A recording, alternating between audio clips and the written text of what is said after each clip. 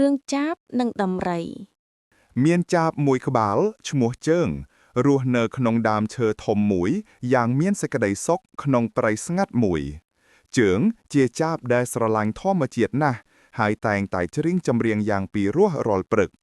ថ្ងៃមួយដំរីធំមួយក្បាលឈ្មោះភោបានដើរកាត់ព្រៃនោះ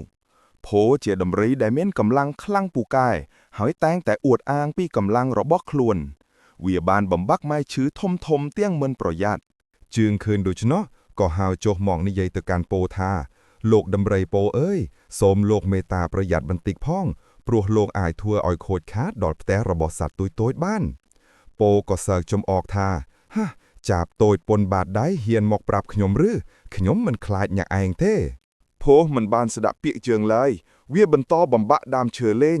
ភ្លាមនោះវាក៏បានបំបាក់មែកឈើដែលជាទីតាំងសម្បុករបស់ជើងធ្លាក់បែកបាក់ខ្ទេចខ្ទីអស់ជើងឃើញដូច្នោះក៏ស្រក់ទឹកភ្នែកដោយការឈឺចាប់និងខឹងសម្បាជើងបានគិតថា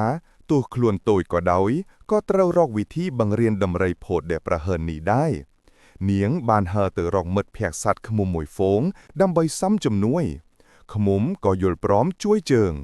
នៅថ្ងៃបន្ទាប់ពេលដំរីផុសដើរមកដល់កន្លែងដដែលជើងក៏ចាប់ផ្ដើមហើរទៅជិតត្រចៀករបស់វាហើយស្រែកឡើង